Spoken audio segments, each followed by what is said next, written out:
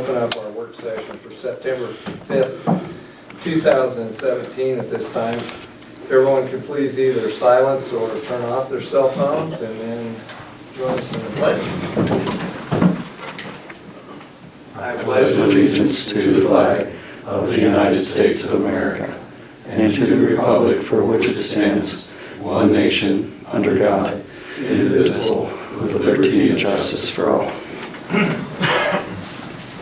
Well, we're pretty honored today. We have two members of our state legislature here today, Representative Bentz and Representative Bresky.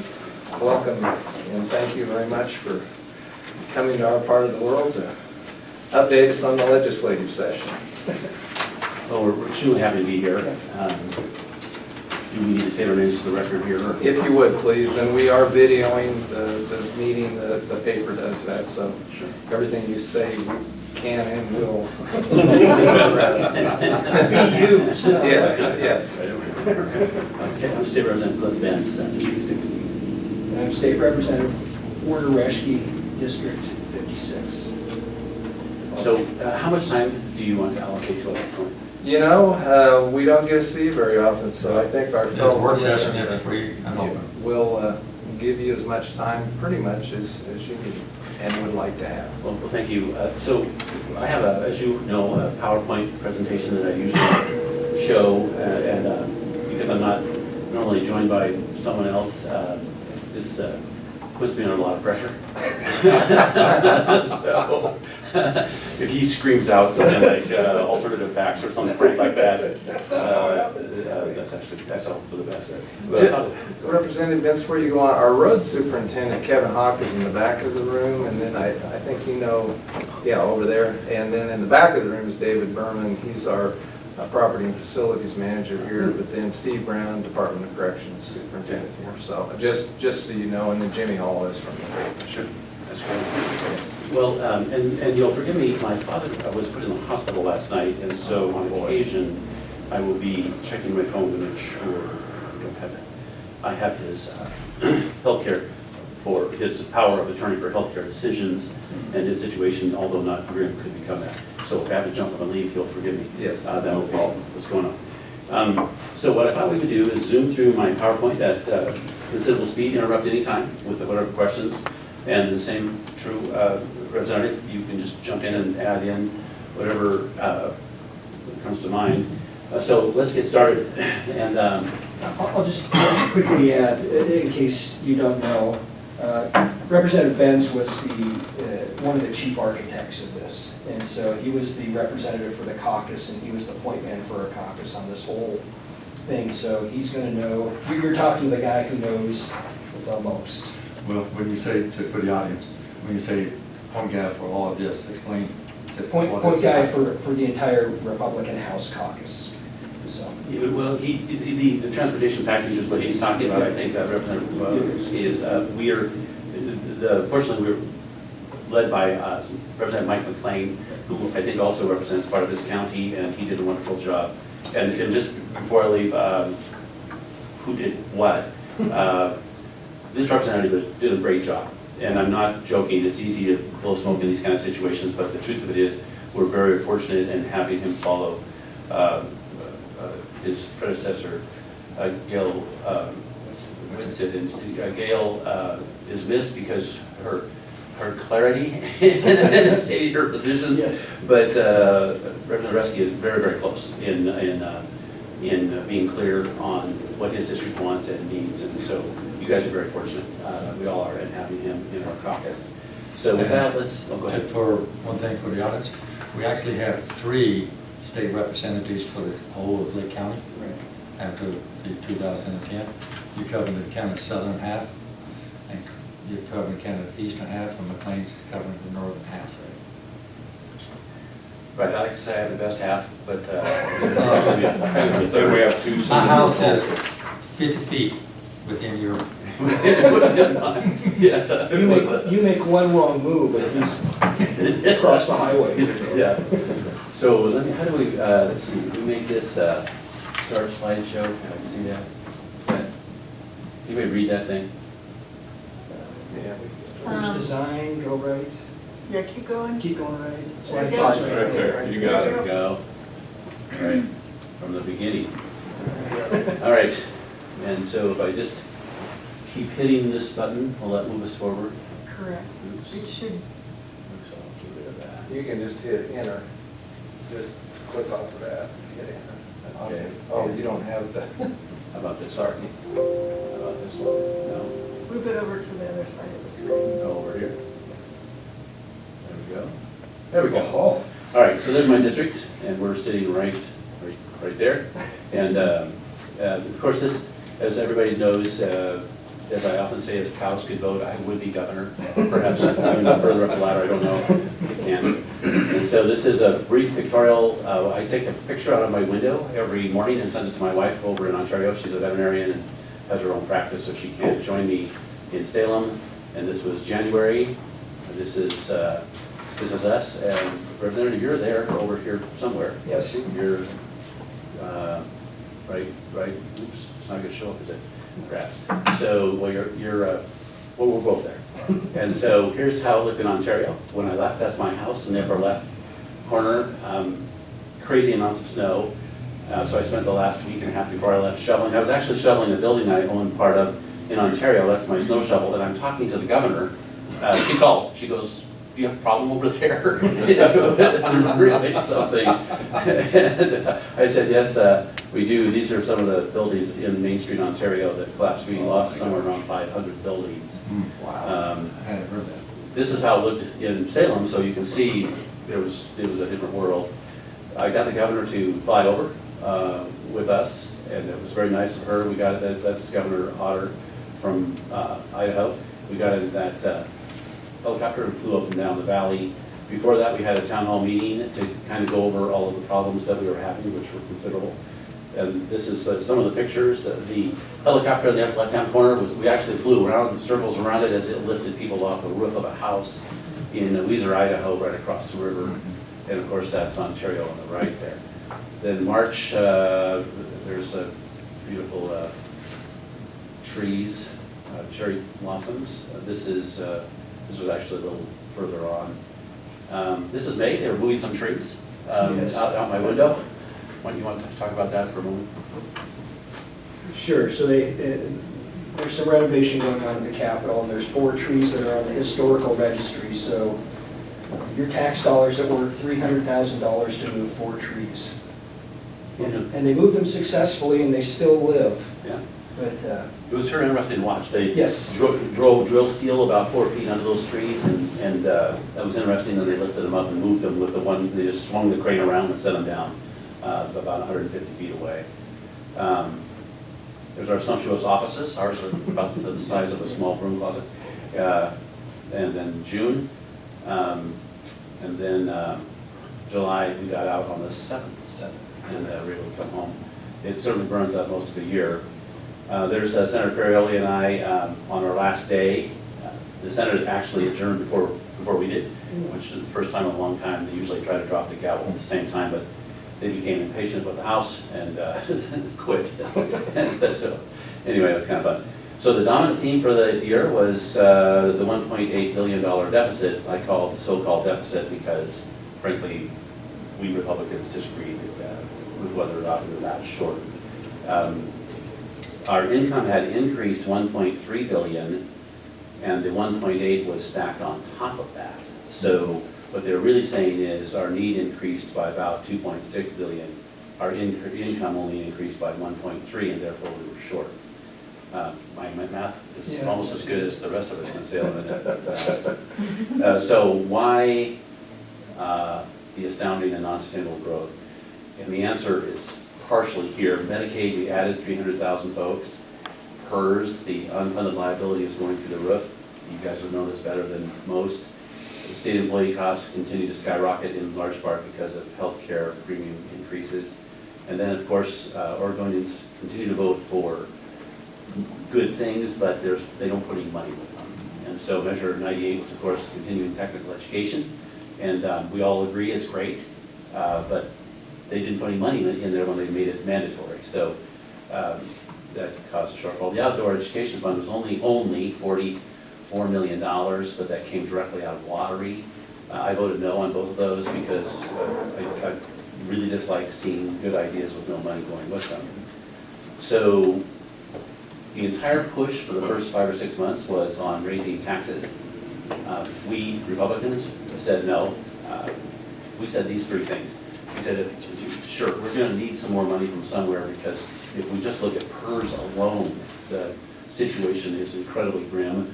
But we said we're not going to talk about revenue reform until we talk about cost containment first and investments to grow the economy second, and finally revenue reform.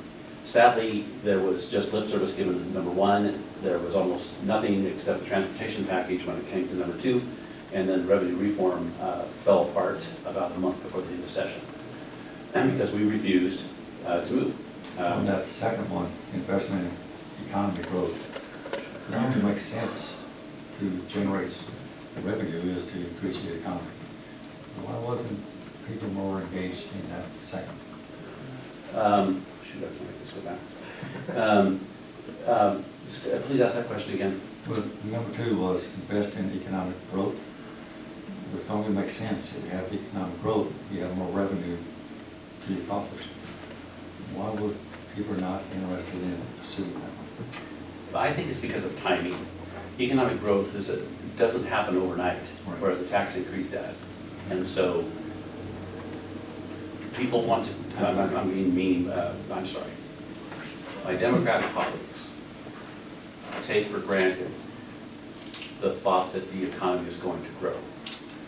But that growth, no matter how robust as ours is right now, is not enough for what they've already committed to. Therefore, doing something today which may not inure to the benefit of the economy for another 5, 10, 15 years is simply not going to respond quickly. That would be my guess. Yeah. The timeline. Timeline. So why didn't something happen? Well, it takes 36 votes to pass the tax in the House. It takes 18 votes in the Senate, and there's the makeup of our legislature. In the House, we have 25 Republicans and 35 Democrats. They need 36. In the Senate, there are 13 Republicans and 17 Democrats. They need 18. And the governor, of course, is the Democrat. But thus, as long as we can hold the 25 and hold the 13, there would be no new taxes. One Republican to switch on both sides. The enormous pressure, I probably should use a different phrase, but the truth of it is, almost a day didn't go by when there wasn't a hint dropped by our Democrat colleagues that they would do something for you if you would simply help them out. I'm going to guess they didn't come to your door. They didn't come to my door, no. No. They know my favorite word is no. No. And I think that's true for most Republicans. There's only 3 or 4 folks that are in swing districts that would even think about such a thing. So I just want to show you, I'm vice chair of the Revenue Committee. I've been vice chair for many, many years. And this is a list of the tax committee bills that were dropped. And I won't read each one because there are 5 pages of them.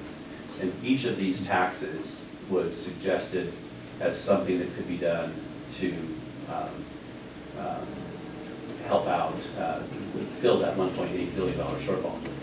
That $1.8 billion shortfall is based upon, as you guys would know better than any, numbers that are suspect. And so it's based not upon final numbers, it's based upon what they collect. And so we knew from the start that the 1.8 was overstated. On the other hand, we also knew there's a PERS issue. And so we know, just like you guys know, something's going to have to be done. What that something is remains to be seen. But those are some of the tax bills that were suggested. There were others that actually were not dropped. We helped, and we allowed 2 tax bills to be passed. And when I say tax, I mean tax increase bills. I'm not talking about tax credit bills, and there's some tax credit bills inside the 5-page list I just went by.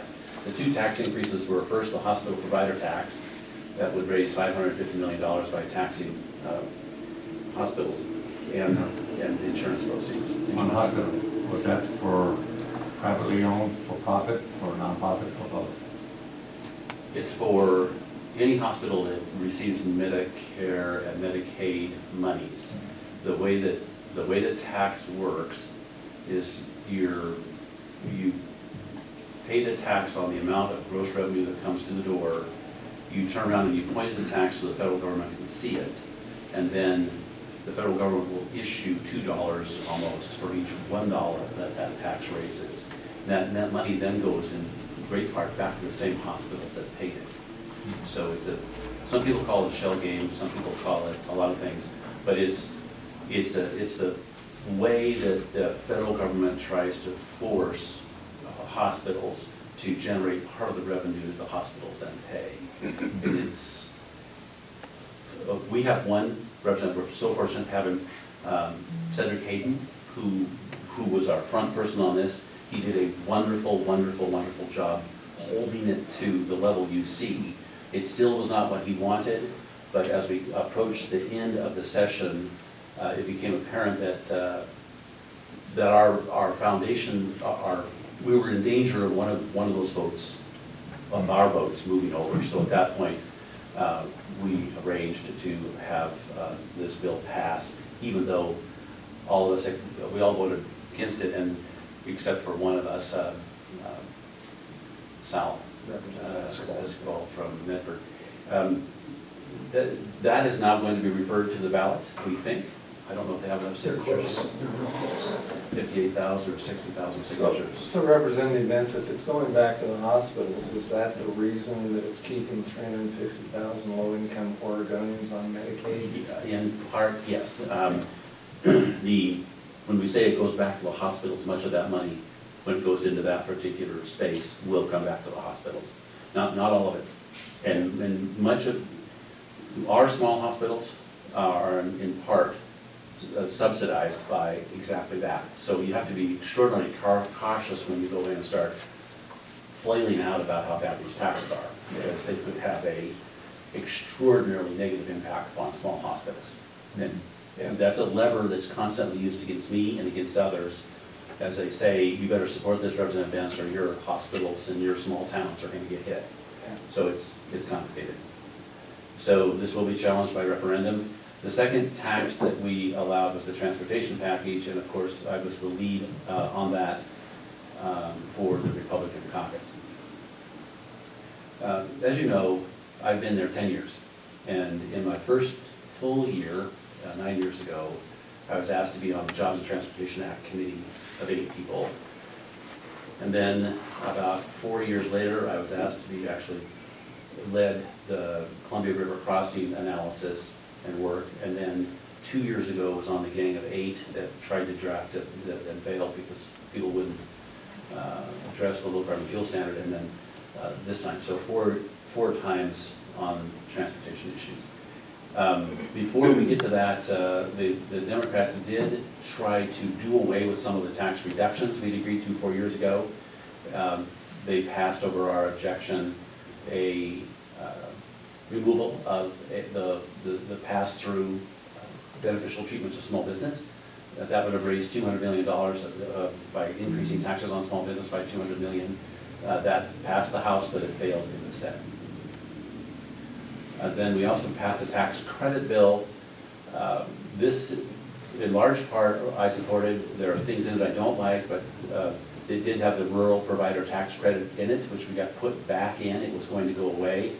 And of course, that's in part why we get nurses and doctors into rural communities, because if they are in a rural community, then they can receive up to $5,000 a year in the form of a tax credit. So that means their taxes are reduced by $5,000. It's a big deal when you're trying to recruit a doctor or a mid-level practitioner to a small community, such as Lakeview or Burns or Baker City or you name it. So we got it in there. I was also able to get the fish screening tax credit put back in. It's not a huge amount, it's $5,000, there's a lid on it. These fish screens they can cost as much as $70,000, $80,000. Usually you try to bring them in between 20 and 30. That's what my brothers cost on the Mount River. So I like showing this. The two of us are in the minority, 25 Republicans, 35 Democrats. So when we introduce a bill, we are at the mercy of the Democrats as to whether or not those bills will be heard. the chairperson of each committee decides which bills will be heard and works with the speaker. Both, all the committee chairs are Democrats. There are a couple of co-chairs arrangements, but not many. I brought, what is it, 83 bills? Yeah, 83 bills. And of those 83 bills, about 60 were bills that my constituents asked me to bring. Because if a constituent calls and says, I want a bill, I'll go ahead and have it drafted for them. But I say to them, look, if you want this bill to move through the process, you've got to come down and chase it, lobby for it, because I cannot possibly chase 83 bills at the same time keep track of 3,000 or 4,000 other bills, literally 3,000 or 4,000 other bills. So, because every other legislator is also introducing big piles of bills.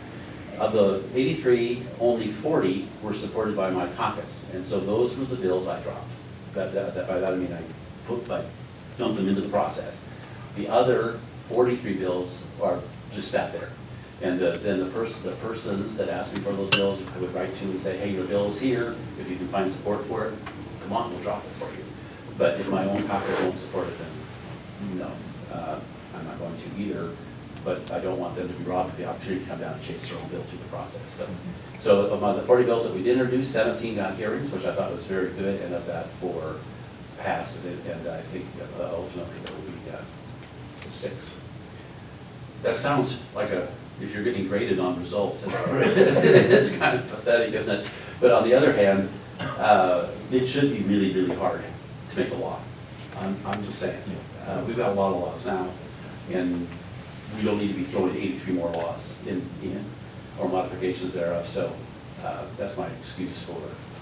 On the 2 pending, maybe revisit it next year? Is that? No, we were waiting for the governor to sign them. Okay. Since this PowerPoint was put together, they have been signed. I think one was the transportation package, although that was not really my bill. I was one of the leaders on it, but I don't think my name's even on it. Anyway, bad stuff. We on water, we're both on the committee, we're both on energy and environment. And so we both got to listen to water-related bills. 2705, 2706, 2707 was a fee bill. We did not like these bills. Is that an understatement? Yes. And so, as a lawyer, I've done a lot of water-related work, so I'm able to say pretty clearly what's wrong with those bills, and did so in the committee hearings. So did Representative Rescue. I think we were as clear as anybody in explaining why those bills were bad, and ultimately they died. I like showing this. This is, of course, the reservoirs up in my part of the country, and they're all full. That's why I show this. for no other reason. But it's been for so long since they were. It's really fun to see those teacups filled up. Yes. We did get some funding for Oregon Water Resources Department, $2 million in feasibility grants. That's a mere fraction of what we're going to need. I don't know if you guys know, but in the state of Washington, there's been a Supreme Court case that just came down, I'm going to say a year ago, that prohibits the drilling of any well, including domestic wells, unless whoever owns the well can show it's not hydraulically connected. That is frozen in place, well drilling in Washington State. Boom. No more well. Wow. You say Supreme, that was state Supreme Court? That was state, yes. Thank you for that clarification. So right now, that's why the state of Washington ended up having 3 special sessions, and they still couldn't get that fixed. They have held up their capital budget, which is $5.5 billion for schools. They've held it, the Republicans have locked it up and saying, until you fix this well drilling issue, we are not going to give you any capital money. And they left town just like that. No wells, no capital budget. So we don't want that to happen here.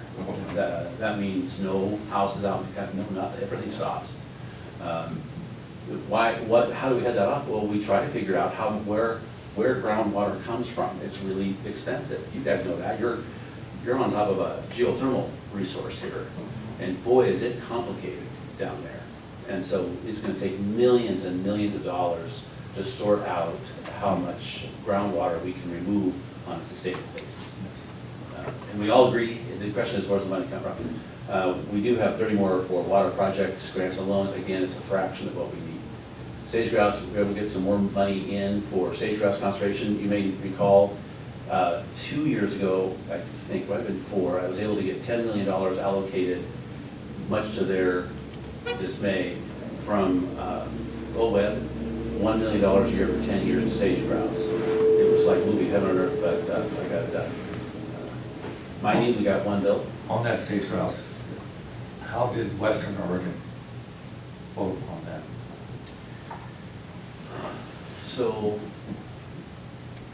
So I had asked for $10 million outright, all at one time, in an effort to show the federal government why we shouldn't list the grouse. And I was unable to get the 10 million, out of the general fund, and thus I was able to get it out of the already existing money that comes from lottery to OWEB. And the people on the Democrat side were all supportive. They were all supportive. They didn't want, once we had explained to them, actually it was Gail and I think McLean did a wonderful job. Everybody did a great job in supporting that. And I don't think anybody disagreed once we found the source of the money, which was already coming out of the lottery for OPEC. The short answer is they weren't as supportive as they should have been, or we would have gotten more than $400,000 this time around, because we had asked for substantially more. 400 is not much. Well, it's almost, I hate to say nothing. So you're right, it's not much. Okay, communication, Senator Ferrioli, I put this in for John Day, Fire with broadband. Do you guys have broadband here? So you're in good shape here? Well, here in town, we do, our surrounding small communities. As we speak, fiber is being laid from Paisley to Lakeview now.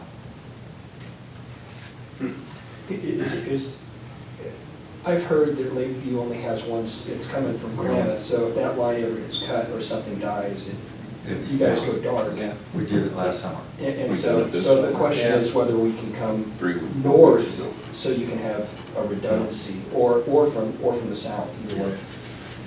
My emphasis for years has been redundancy, Yeah. either south or north. Hunter has an E-rate program to connect from Lakeview. Yes, we have one backbone. Yeah, that's it. And every time we have road construction, we go out. We're getting it to Paisley. Last time I talked to Hunter, they're going to eventually extend it up to Christmas Valley, of which we have fiber into there. So that'd be redundancy. We're working with the hospital, Right, trying to get it down to Alturas, yeah. and then eventually over this fiber already from kind of halfway to Alturas, but we haven't filled that link there yet. It's time. Yeah, I think it was Charlie Tippett at the hospital that told me. Charlie Twait. So this is timely. I had this written down because I read the papers every week from around the region and the Blue Mountain Eagle. And it talked about Senator Ferrioli related to this bill. So I was very curious because this is going from Burns to John Day, that link, that line.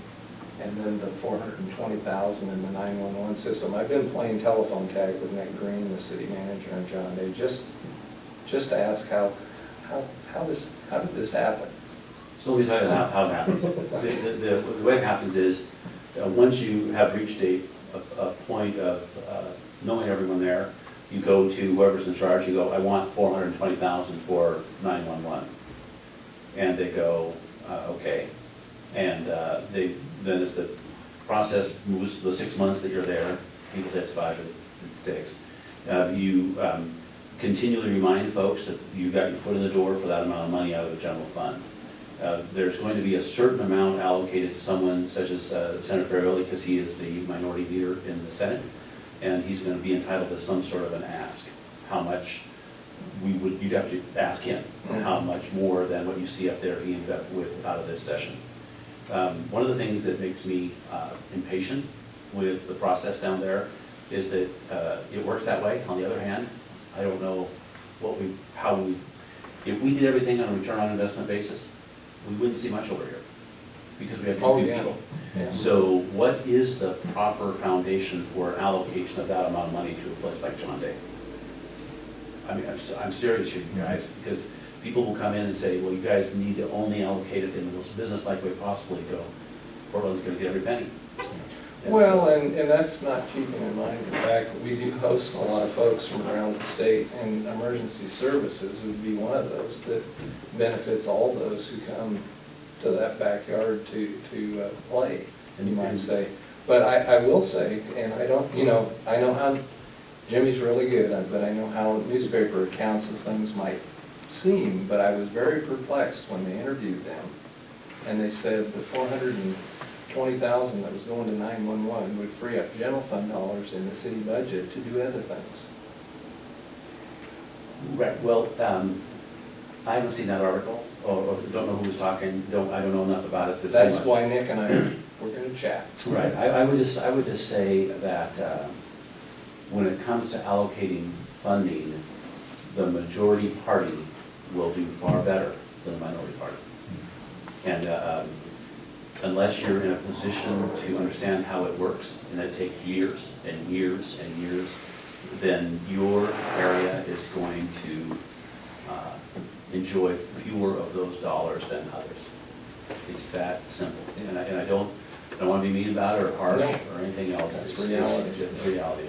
Yeah. And we're going to get to that in just a second as we go through the transportation bill. Because your point's a very good one, and let me get to that in a second. So 24-hour self-serve, this has been, as you know, I brought this bill 2 years ago and got it passed through the House for 24-hour self-serve with appropriate protections, I thought, for those working at the stations and other protections for everybody else. They went to the Senate and it was cut in half to 12 hours just during daylight hours. I often say, thank goodness we can self-serve at night when it's dark so we can't see what we're doing. We're far safer than dark. Anyway, I stood up and said that as I helped move it through the House 2 years ago. So I brought the bill again this time, asking for 24 hours. This is why. And if you look at all those towns in my district, you will see how many service stations we don't have. We have hardly any service stations. Why? Because, as you all know, as time has passed, the environmental rules and everything, all which are all good, and the minimum wage, everything else driving up costs of having a service station. So how in the world do we make sure that we're going to keep fuel in all of these little bitty towns as the minimum wage keeps going up? And if you have to have someone pumping the gas, you're not going to have fuel. And in fact, right now, in many towns, the stations close at night, still, because people just don't want to be up there 24 hours a day. So I brought that bill again, and these are the counties under 40,000 people to which the bill applies. So I asked everybody, how many of our 4 million people in Oregon live in the eastern Oregon green counties as a percentage? Someone want to tell me? 5%.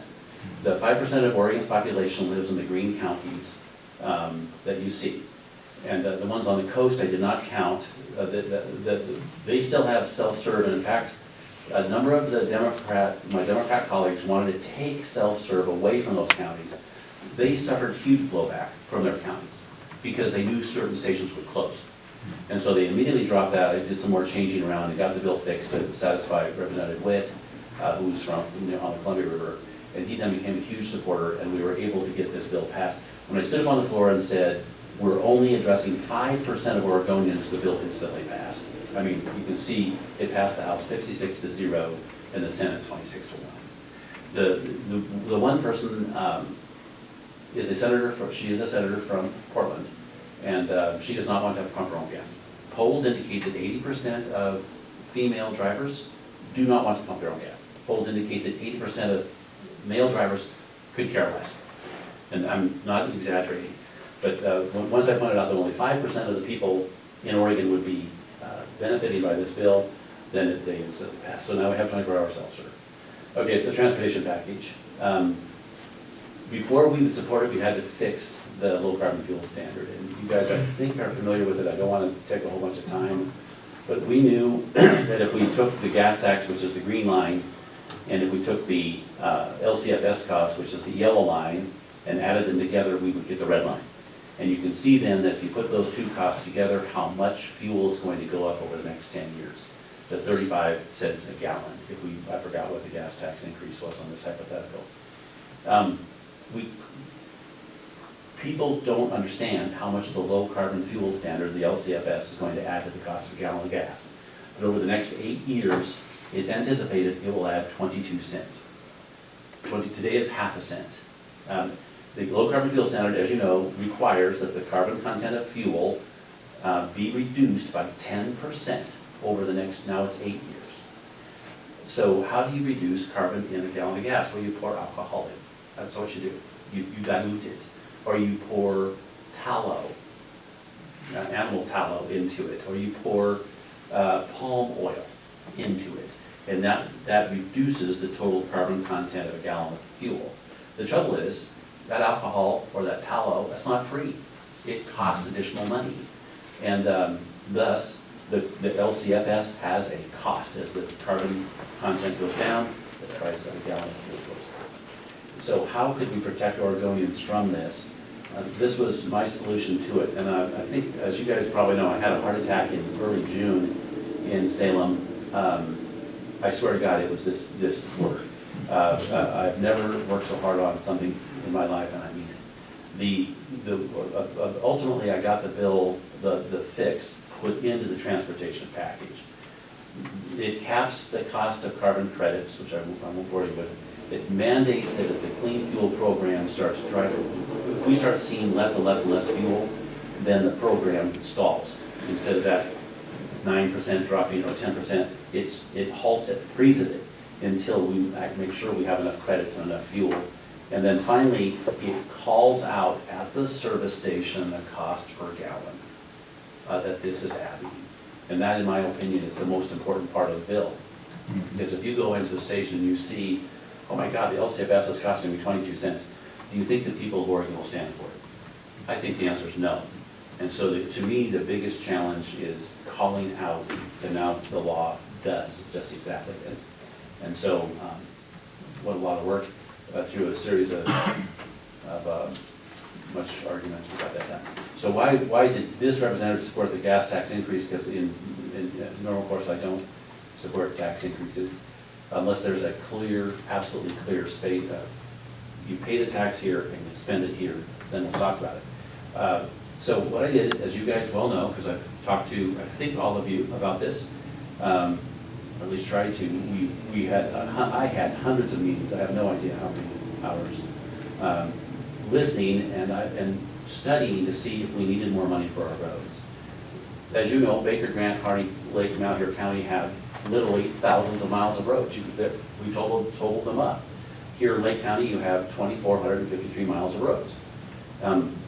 You have county roads, you have 1,108 miles. I hope the road person back there, don't start screaming you lie or anything like that. It's so rude. But anyway, I hope these are out right. I've had my poor assistant, Andrea Dominguez in Ontario, call and compile these numbers. Well, the county roads, that's not accurate. Yeah, It's high. it's on the high. count. But we don't want you to redo the formula. I'll call Andrea and say, That's call all. Lake County immediately. This number, we can blame Association of Oregon Counties for this graph. You can see that this ranks each county on where they are with their county roads. And you can see that Baker County is number 35 out of 36 counties. Grant's number 25, Harney's number 16, Lake's number 27, and Malheur number 32. So that's not a good report card, just saying. Now, it could have changed since AOC did this report in 2016, but that's a pretty short period of time. This is another measure I had Andre put together for me. And again, the idea was to call and talk to, did you get a call from Andrea? This is what we were trying to do, is figure out how many miles of chip coating or sealing are happening as compared to how many we think should be happening each year. And you can see once again that we are falling behind. And that there was no question from anybody that we could not keep up. Some counties are keeping up better than others. Some are falling behind more rapidly. Well, we can't do this. As you guys know, you fall behind, pretty soon you can't catch up, and pretty soon you got a gravel road. The state is the same. So there are 8,000 miles of state highway. Without additional investment, half of our state highway would be in poor condition. Once you reach that condition, then you're on a fast track to having to replace it. at about double the cost. This is probably one of those, you try to find stuff that people cannot possibly argue about. So one of them is the second bullet point, at current replacement of our bridges, it's gonna take us 900 years. Okay, well, bridges don't last 900 years. They last between 75 and 100 if they're engineered really, really well. In the old days, it was 50 years. And so many of our years have a design life of 50. And you guys know a bridge is like it's got camber in it, and the longer it goes up and down, every time you go over it, pretty soon it's gonna break. And so you guys know this. So anyway, so yes, we resolved the LCF issue, did we establish need? Yes. What was gonna be in the package? So if you look, the 5.3 billion is only for 10 years of the life of this program. This does not have a 10-year sunset on it. This goes on indefinitely. The 5.3 billion is the first 10 years of the program. This is the kind of a broad statement of what is in the bill. And we knew that we had to improve accountability, so did we ever. We took away the power to hire and fire the director of ODOT from the governor and gave it to the Transportation Commission. The governor very, very, very unhappy with us. Met with each one of us individually, the 14 members of the committee, and yelled at us. We didn't ignore her, we listened politely, but she does not have that power any longer. Did she have a heart attack? She didn't have a heart attack, not yet. The more oversight of ODOT, yes, we have unbelievable amount of accountability. One thing we did, the tax is phased in of 10 cent, the gas tax increase, 4 cents January 1st of this coming year. And then we wait a full year, and then it increases 2 cents. And we wait another year and 2 cents, and we wait another year, another 2 cents, for a total of 10 cents over some say 8, I say 7 years. That barely keeps up with inflation, as you guys would know. But it's better than doing nothing. And with that phase in, the truckers can plan for what their contracts have to show when since they pay by weight miles. So we did that in part for truckers. The accountability piece, though, is after that initial 4 cents, before the next 2 cents can come into play, the OTC has to report back to the legislature and say that all the stuff we put in here is happening. So we built in accountability. We built it in every place we possibly could. Anyway, So 5 questions on Connect Oregon. Are you going over that further on down, or is now the time you want to fill some of those questions? Right, just a second here. Let me get to that in just about one more slide, I think. Okay. So if you look at this sheet of paper, I put in a special county allotment. So this that I handed out, if you'll turn it around to the back, you can immediately see that the counties, oddly enough, my counties are highlighted in yellow, end up with substantially more money because you're a small county, you're a small population county with greatly huge amounts of county revenue. So Representative Vince, on that, just out of curiosity, because we didn't receive the small county allocation previously, but I'm just going to say up front, first and foremost, so you don't get the wrong idea when I ask this question.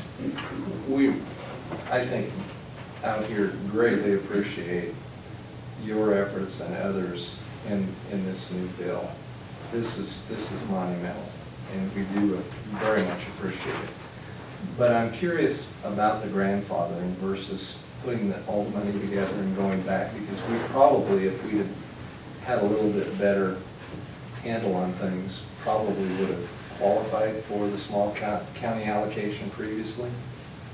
And it's not one of those deals where, everyone looks at what they're getting, they look over the fence and see what someone else is getting to determine whether or not they're feeling good about their allocation. We feel really good about our allocation, but I'm just curious why that didn't happen. So let me make sure of 2 things. First, as we look at this sheet of paper, the grandfather-based funding allocation should not be coming out of the 5 million.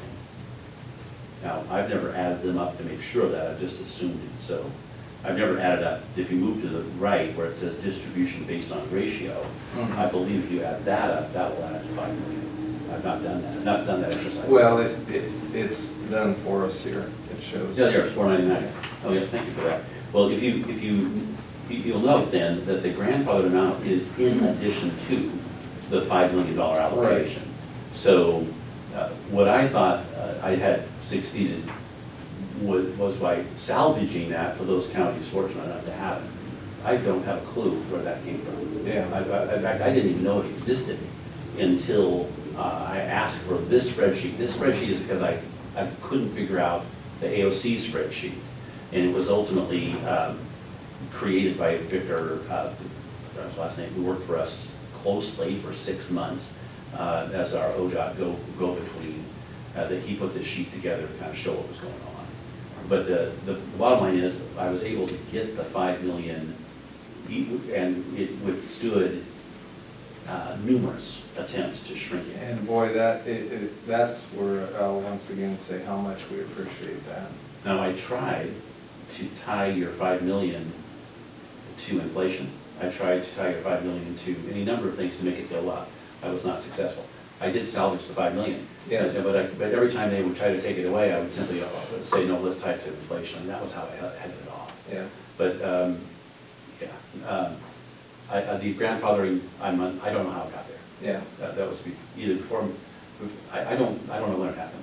Yeah. Well, I'll make one other quick statement on this, and then I'll let you continue on, because Commissioner Winters does have some good questions, I think, on Connect Oregon. And for the record, and occasionally our video gets viewed by those at higher levels, what you all have done at the state is an incredible example for our federal partners to step up and do their job related to this infrastructure. Because we're going, as you know, year to year wondering about ski roll schools, or trying to tie it to timber harvest again, those types of things where when we talk about tax, yeah, that is a difficult thing, but I can't imagine people who like and enjoy driving on good road services, how they couldn't support what's going on with this. And even though it doesn't answer all of our problems, for the state to do what it's doing in the legislature far exceeds anything that we've been able to get from our federal partners for surety on a year-in, year-out basis. So thank you very much, and we'll continue to beat on that drum with our federal representatives on how we get that resolved once and for all. Right, well, I appreciate the remarks. I'll have to say that to the value of having county commissioners support what you're doing is immeasurable. Because you can't come back to the various folks that I've appeared before and say, well, I thought this would be a good thing to do, so I just did it. You can't do that. You gotta say, you went, you listened, and then you went out into the community and you listened really carefully, and then you go back to Salem and you do what you're told. Without you guys' support, this would not have happened. I mean it. I called you guys. I have 15 county commissioners. Called each one of you and said, hey, you want me to support this or not? Everybody was supportive. Now when it kept changing, so people can take refuge in the fact that when I spoke with them, the package may well have changed because it kept changing. The funny thing is, it kept changing, in my opinion, for the better, because it was twice this size. It was 10 billion. It was at one time, it was 15 billion. And that was too big. It would not have withstood, it would have been challenged at the ballot box. And this still could be challenged. There's still time. Well, you know, though, one of the things that, and I've talked to our constituents, your constituents directly as well,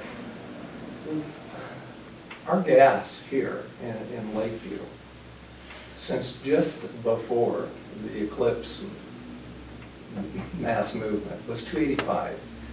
This morning and in the last week, it's 309. So I challenge anybody when they talk about an increase in gas tax that actually is going to be for something called roads and preservation, to determine when these hikes that we see, what drives those. I think most of this, I think you picked the right vehicle in order to raise the funding, which was a logical vehicle with the gas tax. I'll challenge anybody to know when the prices rise, what it's about, because it just does. I mean, that's a huge increase, 24 cents in the last 2.5 weeks. And it's not tied to Hurricane Harvey. Well, I agree with all you're saying. I would just say that we have, everything you see in this bill has been argued and argued and then argued some more. In the four of us that were the four co-chairs of the 14 people that were charged with doing this, almost, I'm not joking, almost came to blows over some of these things. Because they're really challenging. But the amount, I want to go through this, right? Yeah. The bottom line is, we were lucky to keep the small county allotment, but since I camped out on this and the small city allotment, we would not have a package if they wouldn't have been in it. And that was clear from the start. Mhm. So, lucky for my district, I was in the right place at the right time, and that's what we had. The small cities allotment is even more interesting. It was $1 million. It classified for small cities under 5,000 people. There are 160 cities under 1,000 people in the state of Oregon, excuse me, under 5,000 people, 160 cities. You divide that 5 million by that amount, it comes to $75,000 every 3 years. It used to be you would wait 10 years to get, I think, $50,000. So Lakeview can end up with a $75,000 allocation every 3 years now. If it applies for it, I'm guessing Lakeview will, Burns will, Hines will. Baker City's too big, Ontario's too big, but I think all the rest of my cities are under 5,000. And this is a big deal.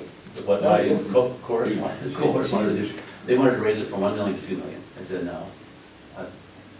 No, because our city streets and our small aging communities are all going south, and we got to get it up to a point that actually makes sense. So that's why it's not 5 million. I want to point out, in both of these cases, 95% of the money comes from the 3 or 4 biggest counties. Back here, to get to your point. And people said, well, we're subsidizing you. I go, no. When someone designed the counties, it wasn't designed with any, I don't know what people thought when they designed Lake County. Right? So we're all one state. So the fact that Portland's in one space, people drive out here all the time, and they should be helping pay, period. I don't care about that artificial line of Lake County. It's odd. And the same is true across the state. Anyhow, that was the argument I used. It was your argument. But anyway, moving on. So who pays? This takes us into, I think this will get us to Connect Oregon. Yeah. The gas tax, as you can see, will phase in over 10 years. I kind of pointed out 4 cents, 2 cents, 2 cents, 2 cents. The title fee will go up. You should know that the registration fee, again, will be phased in over 5 years, excuse me. Registration fee increase will, is it $20 or $25? I can't see it, $20? We're currently the lowest registration fee in the United States, $43. That will go up, again, phased in over 5 years. We will still, we think, be the lowest registration fee in the United States. So who knows why. The employee payroll tax is very interesting. That was my idea. It was my idea 2 years ago to have an employee, not an employer payroll tax, because I felt that employees were more likely to use bus than employers. And so it's the first employee payroll tax. It's 0.1% or 39 cents a week if you're a minimum wage worker. And that 39 cents was before the most recent increase of 25 or 50 cents in the minimum wage. So if the newspaper quotes me on the 39 cents, put a little asterisk by it and say it's probably closer to 42 cents or 41 cents or something. That will mean, though, that, because I sat down and negotiated with TriMet, longer routes out into the affordable housing was the whole idea, to get transport between folks and houses they could afford outside of Portland. I had, I think, 3 and perhaps 4 meetings with TriMet, and then I worked with the Oregon Transportation Commission to make sure TriMet does what they were told to do. A lot of people are saying, well, you give TriMet too much money, and I'm just going to say, well, we put strings on it. The new light vehicle dealer privilege tax. This is the Connect Oregon money. And let me just tell you, we have the amount of work done on that.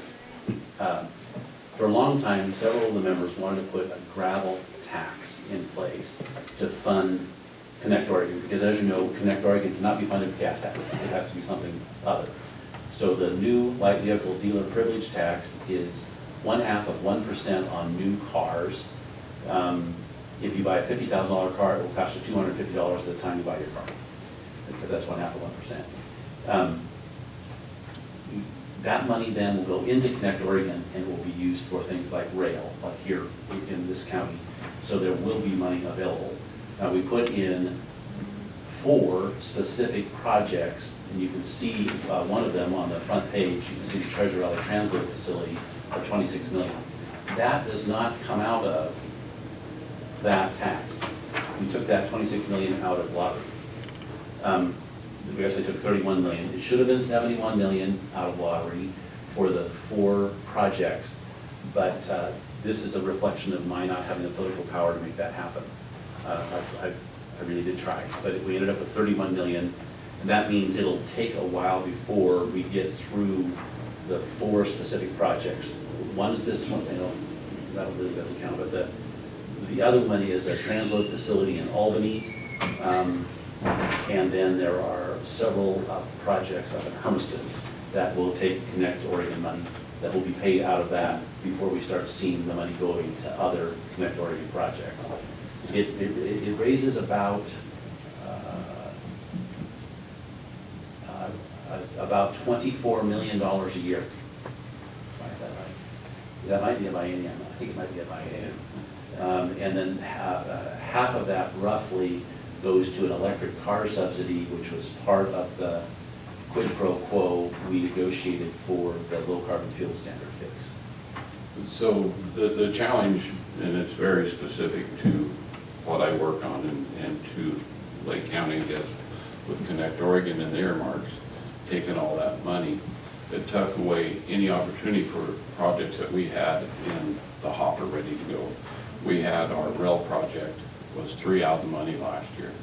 And I didn't know that it was all gonna be ate up in earmarks, so I was staging with this investor developer to be able to go for Connect Oregon dollars. I should have been talking to you and saying, earmark this, but that happened in the last, whatever part of it. But now we have no opportunities, real opportunities where we've been able to leverage dollars for our rail line. We're pretty unique where we own our rail line, and so for this biennium, all Connect Oregon dollars are earmarked. The process of being able to have any local say, any local input and push projects forward has now been taken away from us until the dollars become available. Okay, so let's just talk about that for a moment, and let me go through the history of kind of what happened. There were $71 million in Connect Oregon monies allocated in the budget, in the governor's budget. I used that number up until I think 2 weeks before the end of the session, thinking we would have $71 million. And then we would have the employee payroll tax on top of that number, because the $71 million was going to be coming from lottery. Suddenly that diminished to 31. I won't go through the machinations that then occurred, but we came out with 31 million. Much of the assertion that we couldn't put more money into Connect Oregon came from the assumption that the new casino in Washington State was going to draw much of the lottery, some of the lottery proceeds down in the Portland area. That has not happened. We looked at the lottery revenue that was generated in Portland at our revenue meeting, where we listened to the estimate as to revenue over the next 3 months, and it appears that it has not been affected to any degree, such as what was anticipated. The number I have heard, this is not final, but my understanding is there's $100 million in lottery that was not supposed to be there. Well, that makes sense, because we just recently received for a small county a boost in our lottery funds. I would just say that if you will send me an email and send your other representatives an email and your senators an email, reminding everyone of what you need, you should do that promptly. Keep in mind, I think everybody that represents you is in the minority, and so what will happen, I can't say. But knowing about this is the first step. So When you say that, Representative, definitely send out the email and all that. Are you thinking if those dollars come in, they will be earmarked, or will they go through the Connect Oregon process? I do not know. Yeah. I do know this, that Connect Oregon had less in it than most of us wanted. For sure me, because I was asking for 71 million, and it ended up being 31 or 32. So this was suggested by a number of different people in Salem 3 weeks ago during the revenue forecast. That part of that additional lottery money be allocated to Connect Oregon. So I would just suggest that you make sure all the large group of folks that represent this area know what you have in mind, and then make sure that's on the table as we approach February. Well, Commissioner, because of the improvements that you're talking about, it's going to be a benefit to Klamath County as well as Lake County in this $200 million plus build out of this company. This is huge. Right, well, we have to know about it. I'm sorry, I didn't know more about it. I did not reach out because of, the governor's budget was at $71 million, and I definitely didn't reach out because I was excited that we was going to have possibly through our process, through our area committee on transportation, to go through a process to get our piece of the pie. So I was lobbying on the other side over here, not paying attention. I don't know whenever it came out that it was going to go to earmarks, but it's like a surprise to me. Well, right. But I'm very happy that we have the transportation bill that we have. So don't take it wrong, it's just that one component of it, which I'm sure that those earmarks help get people to support this transportation bill. I support, Right, well, there's certainly not a lack of people asking for assistance. So, but moving on. So, any other questions on that for the moment? No, I will get the email out and thank you. Sure. All right, so moving down, the bicycle excise tax is $15 on every bicycle at point of sale. Over 200, if you pay more than $200 for a bicycle, you will pay a $15 tax. The very, very interesting piece of this bill is the high mileage vehicle fee registration approach. We broke registration fees now into 3 tiers.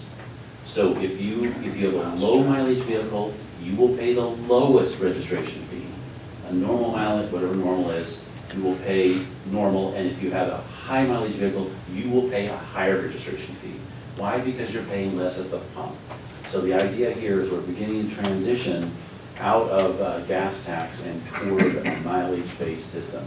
We will have to do this as more and more cars become either electric or whatever else cars may run on. So I'm very happy with this arrangement. It helps people in my area that drive 3/4 ton pickup trucks like I do on occasion, because you will be paying the lowest registration fee because you're paying so much more at the pump. It's a fair, equitable approach. We also added in, what is it, 100 and some odd dollars per electric car, $115, and that's in addition to your normal registration fee. Why? Because an average Oregon driver, and I've done this in other places, I've asked, how much do you think the average Oregon driver pays in gas tax each year? Anybody want to take a guess? The average Oregon driver pays about $153. That's it. I've had people guess 6,000. I've had people guess 500. It's around $153 a year. That's for an average Oregon driver. That's why you see that I wanted it to be $153. I got pushed down by Senator Beyer, and there was a long yelling match over that, at least 5 yelling matches. But anyway, we came out with electric cars actually paying more as they should. Was there any push for Or-We-Go or the Or-We-Go? Yes, you mean by the mile? Yeah. Yeah, and there was a huge push for that, to put it in the bill and make it mandatory in about 7 years. And I've refused to support that. I've killed it twice. I'm not joking, I have killed it twice. Good. And the reason has to do with the fact that my constituents are not ready for that approach. And when people finally come in and say, we want to pay by the mile, then I'll be happy to support it. But I've not heard that. I've heard just the opposite. I just haven't been able to latch on to it myself. I've been through a lot of presentations, and I'm not supporting it. I don't want to pay by the mile, I travel from Paisley every day, so. Well, My concern would be with Plus and Adel. yes, well, I'm not gonna, I've been on the Rough Tough Committee for 8 years. It's the road user fee task force, and I'll just say, I know more about it than any human being should have to know about it. But until people say they want it, I'm not supporting it. So, okay, moving on to tolling, so if I were to ask you how much money it would take to fix congestion in Portland, the answer would be billions and billions and billions. And that is the truth. I'm gonna say somewhere around 15 billion, but that's a wild guess. We're not gonna go raise 15 billion, because we're raising 5 with what I just showed you right here. If we wanted to raise 15, you can see the gas, everything would be 3 times what we're talking.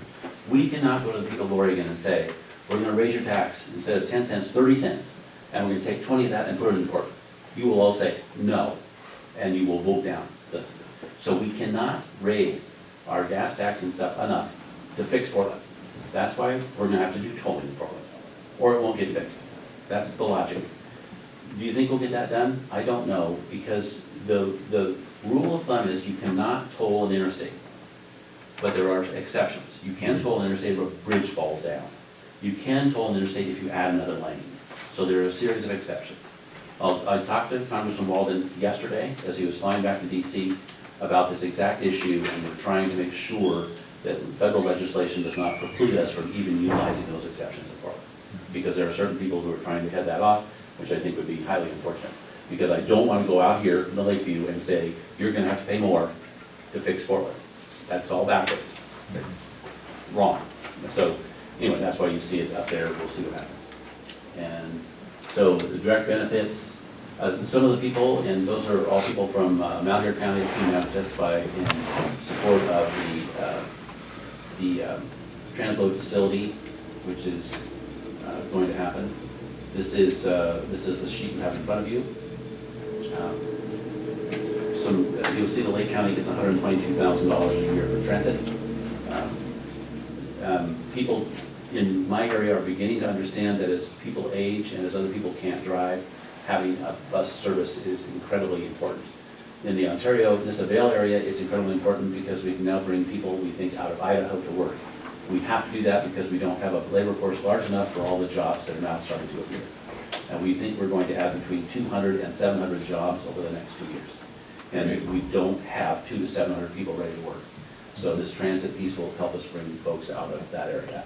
In other communities, it will help shore up and stabilize funding for aged and disabled. So the transit can go across state line? Yes, it can. And we have I thought I was going to have to bring a bill to do that, but there's already a law that allows us to contract with other jurisdictions. So, yeah. Let's see. This is also on your sheet. Some folks, when you look at this sheet of paper, you'll note that the green column on the right hand, this is every year money. This is not biennium money. That money is every year looking forward, and I think that was your point, Commissioner.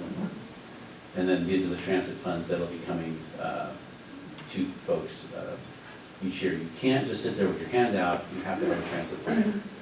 We got an accountability piece here also. I took this picture. I was waiting for Representative McEwen to finish blabbing away. Actually, she did a really good job. She carried the bill. We carried the bill. And you can see the little clock up there on the right. It's 7. She had been talking for 2.5 minutes. They give you, if you're carrying the bill, they give you 10. This bill can still be referred and all go away. It would take 58,000 signatures. At this point, there's nobody attempting to refer it. Other bills, I got this put in because of Tina Kodek's visit to my area, because we're immediately adjacent to Idaho. If you can show me a problem that California is creating for you, I can try to do the same thing here. What we have happening there is we have Oregon businesses leaving for Idaho because as more and more things are placed on employment, in particular minimum wage, basically, people are skating out of Oregon. So develop this region and zone, and we'll be able to start trying to assist in slowing that exodus down. The Equal Pay Act passed after Jody Hack in our caucus actually, I think, fixed it. She did a great job. The first thing I'm going to skip over. I do not support increasing the size of the bottle bill to include every kind of trash in the history of the world, which is my green colleagues' desire. These bottle drops are interesting. I just toured one in Ontario, even though I didn't support it. I'm not going to bore you with this stuff other than say that we have a tsunami of cans coming out of Idaho into Oregon. Other bills of interest, I asked Connery to put together the funniest bills. There was going to be a state dog, the bill failed. There was going to be a change in the state song, the bill failed. They were going to ban poker in Oregon, the bill failed. Charter school sports, pretty interesting. If you have charter schools, now public schools cannot prevent folks from participating in sports, but they have to allocate part of their money to public school. We all voted against rent control. It passed in the House, it failed in the Senate. I don't know why she put the legalization of vermouth in here. There's an attempt to legalize dueling. Is that your bill? No, the dueling was not my bill. Okay, glad you heard it.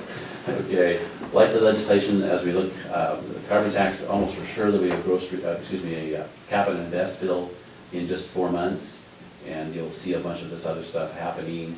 What is cap and invest? I'm just going to go through this really fast because we're going to see it. We're going to see folks try to limit greenhouse gas emissions. I'm going to go over this, it's very boring, but you guys are going to hear a lot from us about this. The idea is to tax anybody that emits more than 25,000 tons of anything in a year. It's supposed to raise $700 million, and they will come back and try to offer that money to various communities to drive us into supporting this. I won't be supporting this. Keep me abreast of that, that's regardless. Yes, we will. We will. Who really pays the $7? This shows you, this gives you an idea of who exceeds the 25,000 ton limit. Take a look there. You can, if you look at the list, you'll see most of the excess generation is by energy companies because of either coal, which has been banned. That's why the top one is Boardman, or natural gas. So who actually is paying that $700 million? It's the ratepayers. Now, will this happen? I don't know, because there's another bill passed 2 years ago called Cold Clean, and how many utilities bought their freedom from this exercise is that's yet unknown. But you can see many of the other great big businesses are emitting many thousands of tons of CO2 in excess of 25,000. So you can see who's going to be paying. The numbers we've heard are anywhere from $7 a ton up to 20 to 30. The numbers are pretty amazing. We don't know what they'll be yet. What's the cost per ton reduced? We don't know. How much does reduction do we get? Is this a tax? All of these questions we are busy answering right now. On the Red Rock facility, on the hearing with the DEQ on the air emission, everything was looking good. CO2 was right there at the threshold. Yes. Yeah, well, this is enormously complicated, but we anticipate this will be taking up most of the time between now and February, and then we anticipate bringing it in, and the two of us will get run over, because we think they're going to take the position that takes just 31 votes. They have 35 votes. So, but this is premature. We don't know exactly what it'll look like. So, sorry to have taken so long. Oh, no, I went to the Ledge Conference over on the coast here a few weeks ago. This was, even though that was good, this was better. Stay home. Yes, and that's what I typically do, but it was an important subject, so. So all the questions are for him, so. So I got a couple that's not about transportation or anything. One being pretty fast, the Cougar bill to allow counties to vote to bill to take care of cougars within your own county if failed. Do you think we'll ever see anything in that world, or is it just too much opposition? I know there's a shot almost every session to allow us to take care of our own problems in our counties. Do you want to work on that one at all, or? You want to talk about it? Sure. Yeah, Sherry Springer has brought that bill repeatedly. this is gonna sound horrible, but until there's some really bad thing that happens to a person by a cougar, it's probably unlikely. And probably in Portland. And probably, yeah, probably. But it doesn't, it's very difficult. Yeah. The wolf thing was a great example of took enormous amounts of time on the wolf thing, trying to head it off, failed. The cougar thing, almost the same. So it's gonna require, there's this space of people who haven't seen what a cougar actually does, and or a wolf, until people actually get it, it's very, very hard to get folks to understand what's really happening on the ground. Very hard. So, yeah. Yeah, because the only place that folks in Portland metro area see this is in the zoo. It's like a nice kitty cat. Yeah, they're beautiful animals, Yeah. but they're also very destructive. We'd like to dispel to manage. Right. Yes. I got a Yes. college kid that you could take and he could tell his story. Really. Yeah. He luckily had his bow and arrow with him, so, but he was very close to being. Right, well, we are, when we have hearings, we need to have people tell us about that kind of experience, so we can bring those people down and have them share their experience. That does work. One of the reasons we were able to get a lot of stuff, have 3 tiers in the minimum wage, is because we had a busload of people load up in Ontario and Isabel, pick up people in Baker City, come to Salem. They spend the better part of 2 solid days, because nobody slept, back and forth. And that's why we have a 3-tier minimum wage, because of that effort. So bringing people over does work. Yeah, it's a lot of time. Yeah. So I have one other comment. I might get crucified by certain departments on this, but I'm going to go there. Our adult probation over the years, the way that it's funded is by the number of people on felony probation. I would love to see someday at the state level it change from that counties get funded by doing a good job and getting people off of felony probation, and the treatment, the addiction people that is addicted and all that the money starts going right opposite. Instead of receiving dollars because you have 150 people on felony probation, you get monies to operate your department based on that. Is you get monies because you only have 50 on there and you put 100 back to work. And I know this is huge, it's way out there. Even our own department, they crucified me for saying this, but I think we're a little bit backwards in a way. I would like to see counties get dollars for doing the good job, getting them out there. The percentage of some of these addicts getting back there and being productive, it's going to be a smaller percentage, I'm sure, because some of them just don't have the ability or the skills. But it's a huge thing. I'm sure you guys have talked about it at different times, but that's all my years here, I just keep seeing that what do we need to change to make a difference and put these people back to work that have addictions. So, I know we could talk about this for hours, but I'm just going to throw it out there a little bit. I mean, it sounds like you're looking to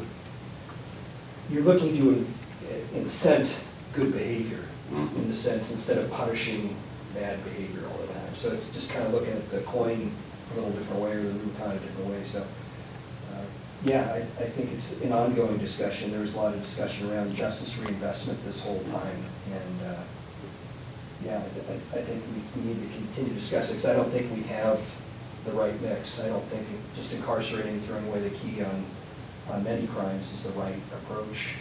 And then they learn nothing, get out, not ready for real life, real temptations, and they just go back in. It needs to be, I think what needs to be done, needs to be looked at a very high level of what we've done for years. Are we successful? Can we tweak it a little bit? Can we look at it and find the way that the right places for the dollars to go, the right way for the people to receive the dollars? All of us in these rural areas, as you guys well know, there's never enough dollars, and thank you to the other side, the west side, that contributes a lot to a lot of, we receive more dollars than probably put out there a lot of times. I just think it's time for it to be re-looked at from a high level and say, okay, it's working here. How do we enhance this, or how do we do something a little bit different? Very political, very hard to do, but We continue to have a lot of drug problems out there. We continue to need a lot of rehabilitation. We need a lot of mental health work done out there. And I know there's been quite a bit of dollars put towards counties for us to take care of it here. But I think we're missing a few components in there. As these dollars come in for adult corrections, they come, I'm bearing off, I know that I chase all over. There's more dollars coming into adult corrections, there's more dollars coming into mental health. There's $0 coming into our jail or our law enforcement side. So whenever we're taking care of them in our communities, in mental health and adult correction side, our jail's not getting no more dollars. Our corrections officers aren't getting any more dollars, and our deputies, all that, for operating that side of it. And my prediction is that we would see an impact. And I believe we're seeing quite an impact as it's come down, is take care of them in your own counties. We're not gonna build no more prisons. We're gonna put extra people in prison. You're gonna take care of them in your communities. I'm afraid your guys' jobs is gonna continue to get a lot harder as you see us having more and more people offend, and they still stay in our communities. Yeah, and that's just hitting a few of the spots that it impacts. I never said anything about hospitals and schools and right on down every place that it impacts. So with that lead in, just kind of along the same lines, but a little different approach, I'm really happy Steve Brown, our DOC superintendent, is here. We're a long ways from having a proposal, but working with KCC, and I guess I'll say up front first with TVCC, I know Representative Vince, that's in your hometown. We want to look at possibly, and we haven't worked out any of the details, but a pilot with our Department of Corrections here around, and TVCC is a current partner out there providing GED services.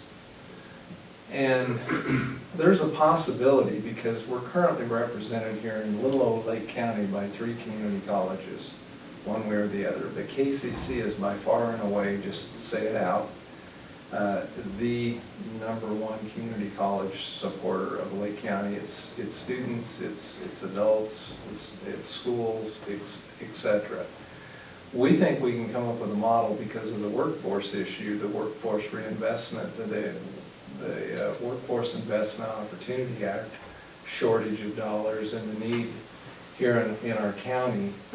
But the need is equal with the community corrections folks and what they do, and with potentially with the folks that are incarcerated in our facility here, to come up with a model that actually educates beyond the GED level a certain number of folks each whatever period of time, kind of hand in glove with what KCC's mission is in general. So that's not real clear to you, I'm sure, because it's not real clear to us yet, but stay tuned. We probably are going to come back and want to visit a little bit about this potential model, add to the workforce investment shortage nationally. Here in Oregon, I don't know if you two are aware, but our federal funding for workforce, which we think the need is greater now that our unemployment numbers are down than ever before because of the enhancement needs in the existing workforce. But we went from $59 million received here in Oregon in 2000 to this past year, where our workforce organizations received $32 million. So there's definitely no inflation in there, or backwards, kind of like how I invest in the stock market. So that's part and parcel. It's all kind of fits there together. And the second thing I wanted to mention just really briefly, I know that as a state we've had a lot of discussions on our public lands, not our state managed lands so much, but on our public lands. And I've been saying because of my past life and agency work, etc., but the last almost 11 years as a county commissioner and working with the folks more in DC on this issue of public land health, because we're seeing it again. we always have been saying, well, someday push is gonna come to shove. Well, we're at shove. And collectively, we've got to turn this around. I had quite an email exchange last week with Doug Heineken from the Valley and a group of folks with Oregon Wild. And Oregon Wild's mission is to protect and restore Oregon wildlands, wildlife, and waters as an enduring legacy for future generations. And my question to him was, how's that working for all of us? So, you know, it's not a new subject to any of you, but it's an important one because we are running out of time. We're seeing, once again, millions of acres go up in smoke. And the lingering smoke, from my estimations and visiting with DEQ and some of the fire behavior folks that are actually out on these fires, you know, fires that burn the size of, say, the Chetco Bar fire, revisited in the old Biscuit fire, it's to do with fuel loading. We're not cleaning up our forests. We're not only not thinning them out, but the residual smoke, that's going to sit there for a long time. This is not a historic fire. The landscape itself might be, but the duration of that fire smoke is directly related to the amount of material that's out there that, you know, and I realize that in that particular one, there's a certain amount of that that's wilderness and you're never going to change that, but we're seeing it across the board. So, that's my couple of items. Oh, that's nothing we can't solve. No. Yeah. But back to the community college scenario, we do have 3 different community colleges providing service in Lake County. COCC in the northern part, Treasure Valley to our correction facility, and kind of community. They're actually serving indirectly to COCC territory. But on the thing on Treasure Valley, they do an outstanding job at the facility. It'd be nice if we have one major provider. But the scenario, and Steve can join in, is they have a pretty good working deal with Treasure Valley as far as administrative overhead. And I visited with Alexis Stewart in Salem last spring. It's a cost factor. If KCC was to go and provide a service, then it would be overhead. We're not looking to just solving the overhead cost. It kind of keeps Treasure Valley here and precludes KCC from interacting with the DOC, just because the correction facility does not have overhead costs. It's covered in Ontario. But on maybe seeing coming for you sometime is a proposal to withdraw from COCC and then go through the HECC. And there's something in there that would require the legislative approval to withdraw from a taxing district. So that's just one of the things to be looking for. And then Commissioner Sharon's going to convince voters of Lake County to join the taxing district of KCC. I'm leaving that to him. So I have to once again say thank you for the transportation bill so much. Thank you for that. You mentioned in there that now the OTC appoints the director for ODOT. I'm assuming the governor probably still appoints the OTC members, which is the way it's going to be. There's some other, and I don't know what all, but didn't the OTC gain some other authority besides that through this legislative session on some decision making? Yeah, we did. And this, we were changing it right up until the last minute, so I'm reluctant to start saying what we changed, because I'm not sure what finally, I'd have to go back and review each piece of that bill. And we passed it 3 days before the session. We finished it 4 days before the session. Literally. I'm not joking. And so to be able to recite what we finally did, I can't. But it's in the front end of the bill, that's where that accountability piece comes. We wanted, going back and trying to figure out where all the money currently is going is quite the challenge. And I threw myself into that pretty aggressively. But when you start trying to chase down billions and billions of dollars, it's quite a job. But the bottom line is that we gave them far more power. One of the problems we had is that those people aren't paid. Right. And so to expect those 5 people to go in and basically devote their life to that is really something. We had a lot of discussions about how to modify that, and a lot, and we ultimately didn't adopt any of the proposals. Hey, I won't go through any of them, but the bottom line is they have a lot more power. They also have a lot more work. And we also put another committee, full-time committee in the legislature, whose job it is to oversee what both ODOT and the commissioner do. So we now have a set of people that will be there all the time, overseeing OTC, overseeing the directors. So the legislature is going to be far more engaged because we're forcing it to be so. But again, it's only as good as the people you put in those positions and their willingness to devote huge amounts of uncompensated time. Well, we've been very fortunate over my years with the people on the OTC. I agree with that completely. Those people are incredibly dedicated.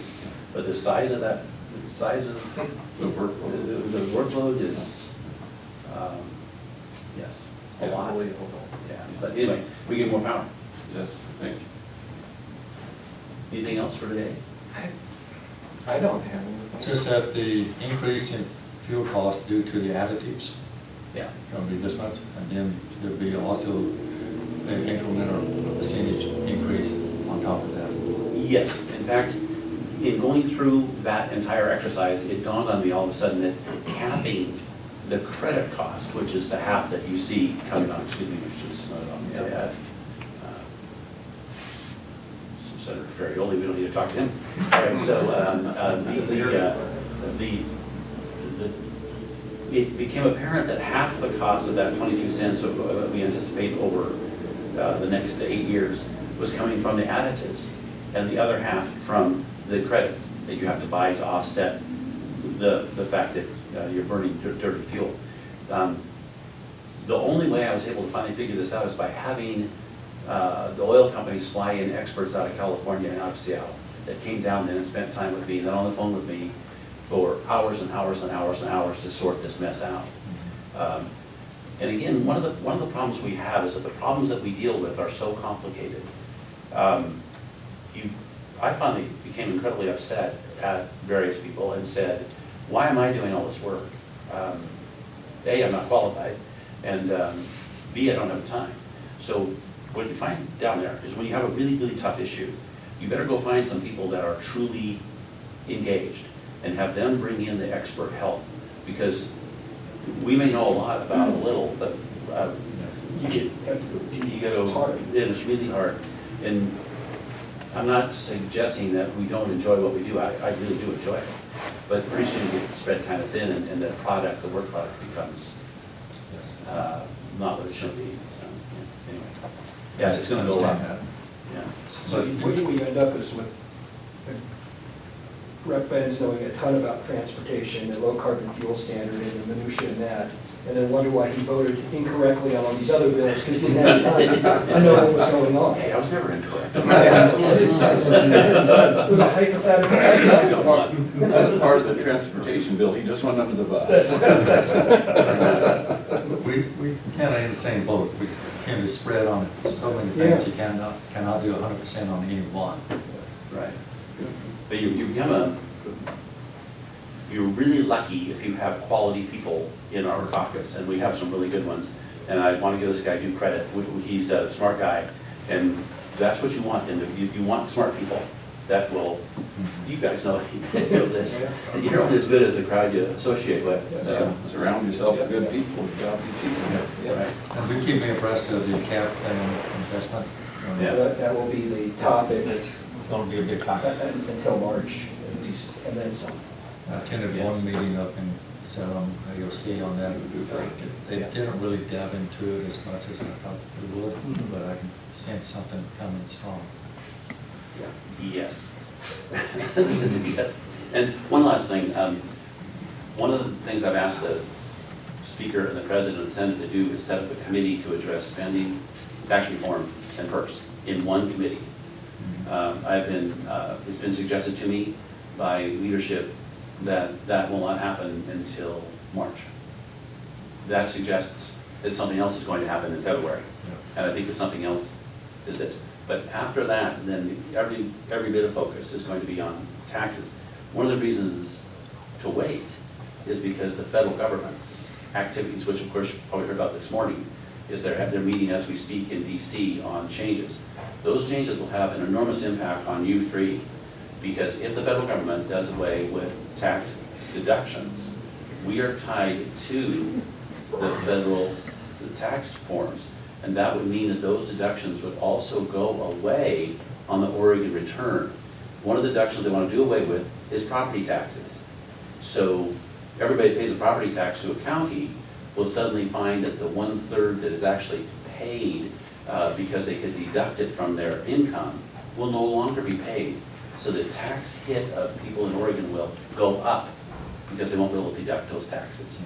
You guys will then, the people who, you guys, we go, all of us who are responsible for the amount of property taxes and income taxes will suddenly be hearing from our constituents going, hey, because anybody that wants them to increase a tax has the job gets a lot harder when part of it's not deductible. So you can see then there'll be a huge press to reduce taxes. So that is the type of discussion that we can anticipate beginning in March. As vice chair now for 10 years, actually 8 of the 10 years of revenue, I'm happy for the discussion, but boy, the consequences could be pretty challenging. Anyway. Well, thank you once again, and thank you for all that you've done for us and continue to do for us. We really do appreciate it. We'll be staying in touch. Thank you. Thank you. Wish you the best with your father, I hope. Well, they haven't called, so that's all we can do. We're going to take about a 10-minute break.